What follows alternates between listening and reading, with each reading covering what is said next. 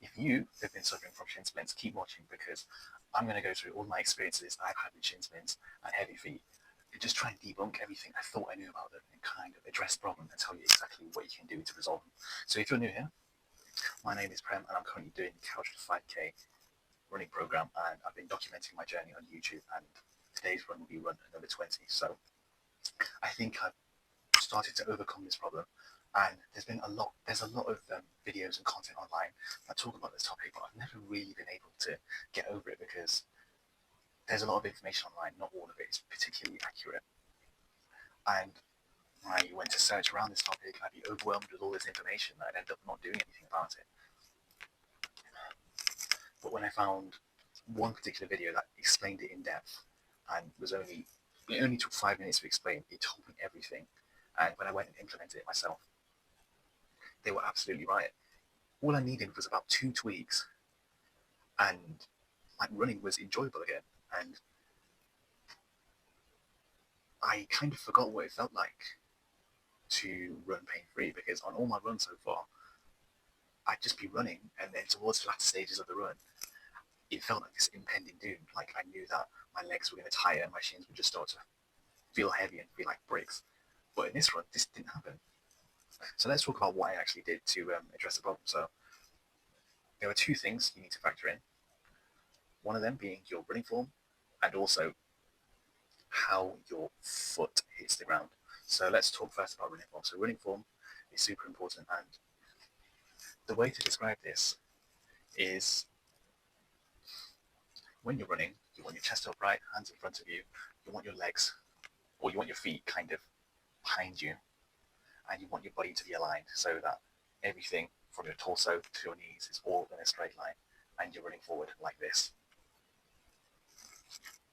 And the way to think about your feet is think about your ankles as like cogs in a machine. They're kind of turning like that. That's how you want your feet to hit the ground, and you want it to move quite quickly.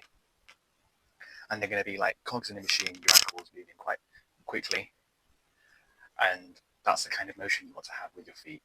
And what I used to do was something very different. I used to run quite heavy. Every step I would take would be kind of laboured because I'd be tired and fatigued. And every step I'd take would be quite heavy, and I'd sort of stretch out in front of me, and that is not the correct form you should be doing. Your legs should be behind you most of the time. They should kind of be like pushing away from the ground. They're kind of like scraping away at the ground. And because you're pushing the ground away from you, like pushing the earth away from you, kind of scraping it away, that's the kind of motion or cue you want your feet to have when you're running. So you're running forward and you're scraping the ground away with your feet like that. And that's the kind of motion you want to have.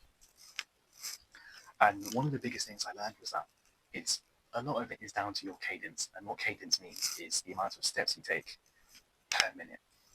So if you're running quite slowly, your cadence might be, I don't know, maybe 60, 70 steps. Quickening that up just maybe 10 or 20 steps to around 80 or 90 is essentially, what that essentially means is you're kind of running at the same speed, but you're intentionally forcing yourself to take a few more steps and just try and quicken up your pace just a little bit. And what this does is it reduces the load that your body has to go through with every step you take. If there's a big gap between every step you take, your body is going to have to absorb all that impact. Because obviously when you're running, you're moving your body weight, you're shifting it with every step. If there's a big gap between each step, if there's a large gap between your steps, that means that your body, on every step you take, has to absorb all the impact in just that one step. If you're taking a couple of little steps like that, what that means is you're giving your body the chance to absorb the impact of your body weight through each step. But because you're doing a lot of little steps, that means that you're lighter on your feet, and that means there's less wear and tear on your shins, and there'll be less load overall, because you're taking a few more little steps in between. That will mean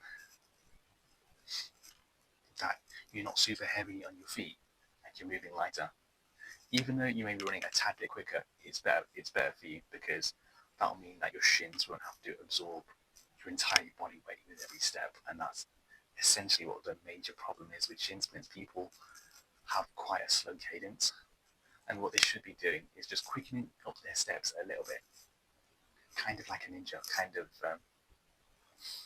sort of quickening up their steps and being intentional with it, and not forcefully making themselves run quicker, but like intentionally adding a few more steps. So perhaps if you run at the minute and your steps are like that, maybe have it like, that's kind of the best way of explaining it. Quickening up your steps will reduce the load on your shins because you have multiple steps, you're lighter on your feet, which means with every step you take, you're absorbing less of your body weight, which means it's better for your body as there's less stress on the shins and the feet overall. And also another thing to mention on top of that is literally the routes you're running. If you're running mostly flat ground, flat surfaces like roads, parks, that's perfectly fine. What I found was that when I would move to more hilly areas or areas with high elevation, that's when the shin splints would start to occur, and that's when I would slow down and the form would start to kind of deteriorate. If you're someone who's suffering with shin splints at the minute, I would say just stay clear of areas with high elevation and stick to mostly flat grounds and surfaces, because you want to get comfortable running with good form. If you're running up very challenging areas, hills, mountains, let's say, that's not going to help you if you're currently suffering with this kind of problem. I'd say stay clear of that and stick to mainly flat roads. And parks are often quite great for this because they tend to be quite flat. And they're often suited and designed for runners because they're quite a big open space, and there's often like a distinct pathway in which you can run around. So that may be better for you than like normal roads or like big hilly areas. I recommend you stay clear from that. Running pain-free is one of the best feelings you can get, because you get the enjoyment of running minus the pain and fatigue that comes with it. Obviously, you're still going to feel fatigued, but that kind of impending doom of you knowing your legs are going to wear out before your sort of cardio does is not a great feeling. You want to get to a point where you're not limited in any way. You don't want to have your shins or your feet be the reason you're not able to reach your potential in terms of running. Because I've been able to address this problem, I've been able to run pain-free for the past 3 runs, and it's been quite enjoyable experience. And I remembered when I started running, and it's now fun again because I've been able to run pain-free and just take in every step and really just embrace it, really. And I've been able to unlock my potential because on my future runs, which I'll document right after I record this one, I will have increased the amount of volume I've actually run for, and I've been able to progress and go upwards. Whereas on my previous runs, I talked about hitting a brick wall and kind of being stuck because of this problem, and being able to resolve this has been a great help. And getting over this kind of issue and